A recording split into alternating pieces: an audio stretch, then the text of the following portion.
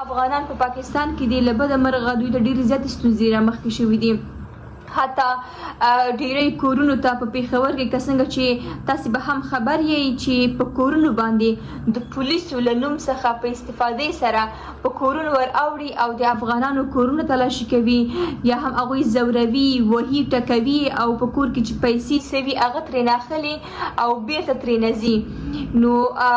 همداسې نورې ستونزې هم په چیک پاینونو کې چې کوم د پاکستاني پولیسو لخوا نه یي افغانان هغوی چې دي کوم چې ویزه لري هغوی هم بیایي چې ویزه نه لري هغوی هم بیایي. دا ډول کړنه د پاکستان د حکومت له لورې واقعا پر دې باندې ډېر زیات منفي تاثیرات راوستلي دي.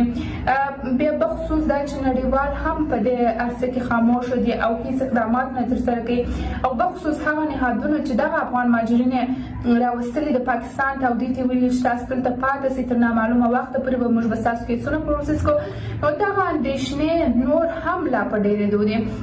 حتی تر دې پورې چې د کورو مالکانو ته وویل شوله که چیرې موږ خبر شو ستاسې په کورو کې افغان مهاجرین پرته له ویزې څخه اوسېږي د دې تر څنګ چې موږ هغوی بیایو په تاسو باندې هم سختې جریمې راولو او قانوني چلند به ستاسو سره کوو. زموږ د افغان کډوالو کوم چې د اسناد درلودونکي دي د هغو لویه ستونزه په UNHCR او IOM پورې هم تړاو لري چې تر اوسه پورې دوی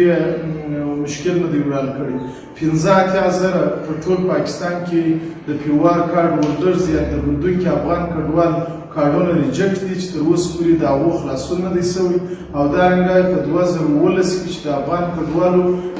ژړ کارډونه وه یا د ECC کارډونه وه هغه 4.5 لکه افغان کډوالو ته تر 4 لکه پورې ورکړل سوي دي. تقریبا 3.5 لکه تر 4 لکه پورې افغان کډوالو کارډونه د پاکستان د صوبو په مختلفو پیسمو کې چې کوم د افغان کډوالو د نادره سنټرې چې دي هغه ته پیسم وایي هغه پیسمو کې پراته دي تر اوسه پورې نه دي ورکړل سوي. موقت ادارې مشر دا په ډاګه کړه چې نه ټول به نه ویستل کېږي صرف په دې کې دا له درې کټګورۍ نه چې کوم 1993 کال نه پخوا هلته راغلي او POR کارډونه لري او دویمه کټګورۍ چې له 2014 کال نه په دې اخو دلته اوسېږي او د UNHCR یا ECC کارډونه لري او درېیمه کټګورۍ هغه خلک دي چې له طالبان له واکمنۍ سره سم له افغانستان پاکستان ته کډوال شوي دي. نو د پاکستان حکومت تاسو فکر کوي چې په امنیتي مسایلو کې امکان دی شته چې دغه کډوال شامل اوسي ځکه چې دوی په ډیټابیس کې نشته دوی ثبت او راجستر نه دي نو د دې امکان شته چې د پاکستان امنیت لپاره دوی خطر اوسي. نو وخت په وخت د دوی ځورېدل د دوی نیول او د دوی واپس افغانستان ته د لیږد پروسه روانه ده.